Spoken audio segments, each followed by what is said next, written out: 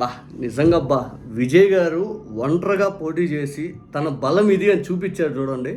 అక్కడ మాత్రం చాలామందికి నచ్చుతూ ఉన్నాడు. ఎందుకంటే కరూరు లాంటి ఘటన జరిగి సిబిఐ కేసులు, సిబిఐ వాళ్ళు పదే పదే విచారణతో అతను వేధించి సినిమాలు ఆపి వ్యక్తిగత జీవితంలో ఏదైతే పుల్లలు పెట్టేసి డైరెక్ట్గా ఒక బీజేపీ అధ్యక్షుడు అంటాడు, ముందు త్రిష ఇంట్లో నుంచి బయటికి రాయ్యా ఇదని వ్యక్తిగతంగా టార్గెట్ చేస్తూ కూతుర్ని పక్కన పెట్టాడు, కుమారుని బయటేశాడు, భార్యను బయట పెట్టాడు అని చెప్పి విజయ్ని అయితే ఇంకా ఒక్కనాటి టార్గెట్ చేసిన పాపం.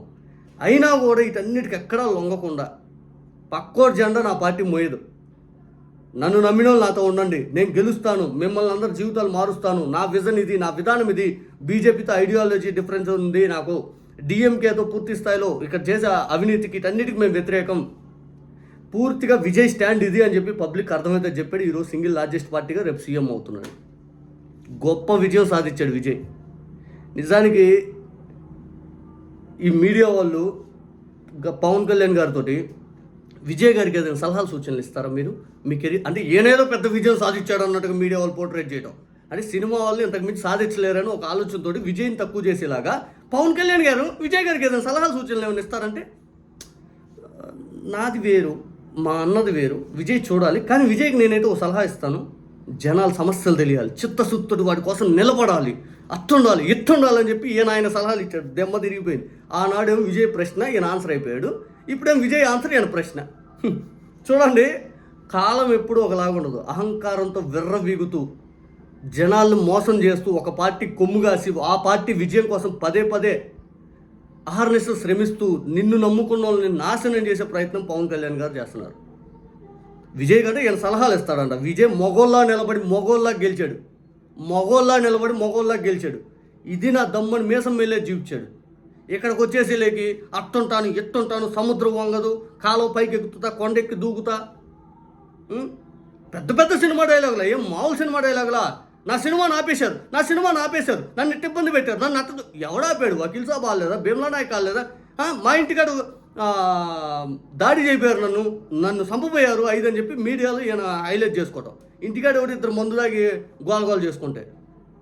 పవన్ కళ్యాణ్ గారు నన్ను రక్కైపోయారు, నన్ను బ్లేడ్లతో గుచ్చైపోయారు, నన్ను అసలు బతకనీరు, తణుకులో 2000 మంది దాడులు చేశారు నా పైన, నన్ను వైసీపీ వాళ్ళు బతకనిచ్చేటట్లేరు, చావుకైనా ఎదురెళ్తాను, చెగువీర వారసుని, సనాతన ధర్మం అది ఇంకా ఒక ఐడియాలజీ, వెనక ఒక ఐడియా లేదు, సిద్ధాంతం లేదు, ఏమీ లేదు.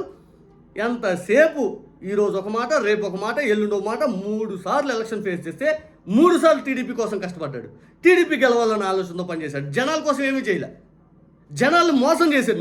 నేను వస్తే పవన్ కళ్యాణ్ గారిని నేను సీఎం అవుతాను, మళ్ళీ టీడీపీ గెలవాలి, నన్ను మీరు గెలిపించండి, లేదు టీడీపీనే గెలిపించండి, ప్రభుత్వ వ్యతిరేక వచ్చేలోనే అనుభవం ఉన్న వ్యక్తి కావాలి, నేను దురంధరుని. అసలు ఒక్క మాట ఆయన విజయ్ సింగిల్గా స్టాలిన్ సార్ ఆయన ఎక్కడ దోషణకు దిగల, చెప్పుతో కొరత, జగన్ అన్న లెక్కలేదు, సీఎం అయితే ఎవరికి ఎక్కువ అన్నట్టుగా మాట్లాడలేదు, వాడెమ్మ మొగుడు ఆయన మాట్లాడలేదు, నా కొడకల్లారా ఎమ్మెల్యేలు అని మాట్లాడలేదు, హాకీ స్టిక్కులు రాడ్డులు తోలు తీస్తాం మోకాలు దండేపిస్తాను మాట్లాడలేదు. స్టాలిన్ సార్ మీ విధానానికి నేను వ్యతిరేకం, మీ ఆలోచన తీరుకునే వ్యతిరేకం అని చెప్పి బలంగా ప్రజల ముందుకెళ్ళాడు. మీరు డప్పు ఎవరికి కొడదాం, చంద్రబాబు నాయుడు గారు డప్పు కొడదాం, ఇదే ఆలోచన. అసలు ఏం జరగకపోతే నా సినిమాలు ఆపారు, నన్ను ఇబ్బంది పెట్టారు, మా అన్న ఆకాశం అంత స్టార్ అయితే మా అన్న దండం పెట్టించుకున్నాడు, మరి ఈరోజు విజయ్ సీఎం స్టాలిన్ గారు పెద్ద ఆయన అయితే సార్ అన్నాడు. మరి విజయ్ స్థాయి ఏం తగ్గలేదే, మరి విజయ్ ఈరోజు సీఎం, విజయ్ అప్పటికి పెద్ద స్టార్, సార్ అని చెప్పి విజయ్ కూడా స్టాలిన్ దగ్గర గౌరవంగానే ఉన్నాడు కదా, మరి విజయ్ స్థాయి తగ్గిందా? అబ్బో ఎన్ని నాటకాలంటే నాటకాలు, ఒక్కదాని రెండా. త్రిషాకి మాత్రం పుట్టినరోజు గిఫ్ట్ మాత్రం విజయ్ తరపున అయితే బాగా వచ్చిందబ్బా. ఈరోజు త్రిష పుట్టినరోజు. త్రిషాకి గతంలో సీఎం అవ్వాలని ఏదో ఒక వీడియో ఒకటి వైరల్ అవుతూ ఉంది. ఇప్పుడు ఒక ఇంటర్వ్యూలో అడుగుతారు, మీ నెక్స్ట్ ప్లాన్ అంటే మీరు ఏం అవ్వాలనుకుంటున్నారంటే, నేను 10 ఏళ్ళ తర్వాత సీఎం అవుతాను అంటుంది. ఎప్పుడు 10 ఏళ్ల క్రితం చెప్పిన వీడియో అది ఇప్పుడు పెద్ద ఎత్తున వైరల్ అవుతూ ఉంది. మేబీ స్పెక్యులేషన్స్ ఎలా ఉన్నాయంటే, ఈ విజయ్ పోటీ చేసినటువంటి ఇంకో సీట్ ఏదైతే తిరుచి అనుకుంటా, పెరందూరు ఇతను ఉంచుకుంటాడు, తిరుచిలో ఇతను రాజీనామా చేసి త్రిషా చేత పోటీ చేయించి డిప్యూటీ సీఎం చేసే అవకాశం ఉందని చెప్పి మీడియా స్పెక్యులేషన్స్. అది ఎంతవరకు నిజం మనకైతే తెలియదు. కానీ ఒకటైతే వాస్తవం, విజయ్ వన్ మ్యాన్ షో అయితే నడిచింది.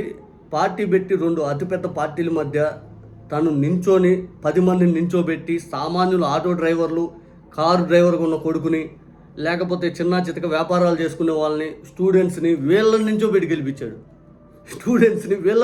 గెలిపించాడు. ఇదంతా పవన్ కళ్యాణ్ గారు నేను చేస్తా, యువతకు అవకాశాలు ఉండాలి, జెన్జీతో మీటింగ్, ఆ మీటింగ్, ఈ మీటింగ్ అంతా బుల్షెట్. నమ్మొద్దు, నమ్మిస్తున్నాడు, మోసం చేస్తున్నాడు. ఆయన మోసం చేస్తున్నాడు, యువకుల జీవితాలతో ఆడుకుంటున్నాడు. 25 ఏళ్ళ భవిష్యత్తు అంటే ఇప్పటికే 15 ఏళ్ళు అయిపోయింది. ఇంకా 15 ఏళ్ళు అంటాడు. ఆయన జీవితాలతో నాశనం చేస్తున్నాడు. పవన్ కళ్యాణ్ అనే ఒక వ్యక్తి మనల్ని, మన ఆంధ్రప్రదేశ్ని నాశనం చేయడం కోసం వస్తున్నాడు. నిజంగా ఆయన నమ్మొద్దు ఎవ్వరు కూడా.